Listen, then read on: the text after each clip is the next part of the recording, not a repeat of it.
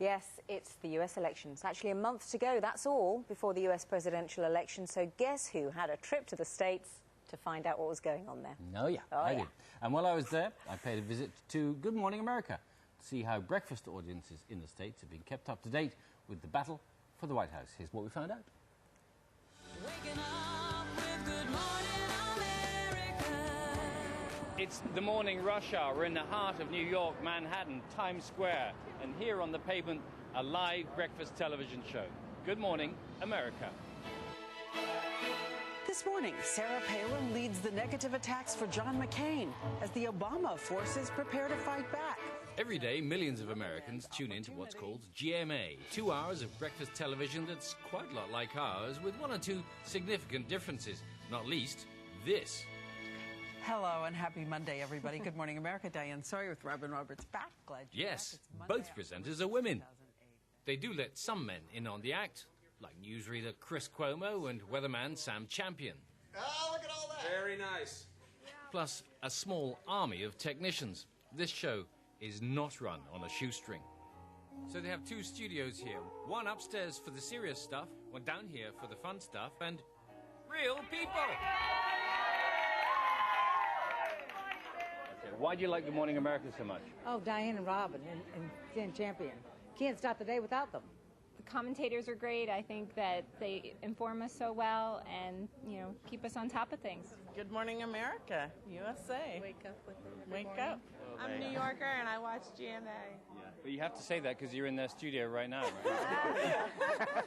It's not all light entertainment, of course. There are just 4 weeks until the presidential election. And as the days tick by, the producers here know this could be the toughest campaign they've covered. We know that 90% of Americans are following this election closely. It's a rare event in America when you find that many people are watching one single news event. And then, obviously, you have the collision now of the economic crisis into the election, which makes it an even more important story. Good to see you again. Thank you very much. We just thought we'd stop the train here. We heard that you were here.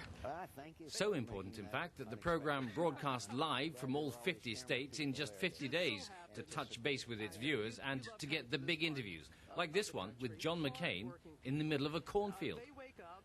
America's choice this time round is indeed historic. They'd rather tear our campaign down than lift this country up. To have its first black president or first female vice president, and this in deeply troubled economic times. For the first time in a long time, a real issue that doesn't have to be made up to become relevant to the voters. This economy, it's so big that it means as much to you as it does to me here in the U.S. Of course, there's also the daily diet of showbiz and lifestyle interviews, not forgetting the latest on their version of Strictly Come Dancing, all very familiar, until the presenters step outside to meet their audience. Good morning, it's Campaign. And we do say Good Morning America, Hump Day. People like this a lot. Maybe we should try it. In the Blue Peter Garden. And one last little touch to make sure America is wide awake, an 8-piece band as a finale. Now there's an idea. Thing is, they've got Broadway, we've got Shepherd's Bush. Wood Lane. And if you saw Wood Lane, it's got no surface at the moment, so you couldn't have crowds out there. No, exactly. I think we ought to look at their studio again, because look at theirs. Just amazed at the number of people that they've stuffed.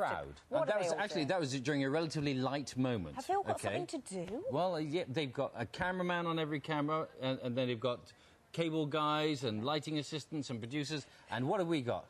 What have we got? There, the wave. We've got Rod and Mary. Mary, Wave, May, and Rod. So it's the two of them. It's the two of them, and it's the two of us. That is it. That's it. That is so it. Perhaps you'd prefer the glitzy, glassy Good Morning America. Although not according to what? Well, no, please don't go American. We are calm and we are cool, and you're a little bit rubbish. No, that's not what they said. I've added my own bit. I love BBC Breakfast as it is. It's news and it's fun. No thank you to the USA style. Looks boring to me. I'd like to try a live audience every once in a while. Yes. I wouldn't mind an 8-piece band. Hey, I'd like a lot more lights. Yeah. Lights would be lovely. The lights would be very good, because they're significantly older than we are, but they don't look it. That's true. Tomorrow, we're going down to Florida. I went to a place called New Smyrna, which has something called Turnbull Bay in it, because it was founded by a man called Andrew Turnbull, possibly one of my forebears, in 1768. They had a festival there, so we thought, let's go there and talk to people about the election. And while you're there, let's go surfing. Yes. So here he is, in true Baywatch style. Look Get on at that board. Get on that board, and he's up, and he's up, and he's up, and he's up, and he's off. Eat your heart out, eh? Yes. If I'd known, I would have muscled up a bit more, I think, before that happened. That was very good, apparently. I thought you were excellent. Yes. Absolutely excellent. So more of that to come tomorrow. Can't I'm wait. afraid so. You're going to see it Can't over and wait. over again.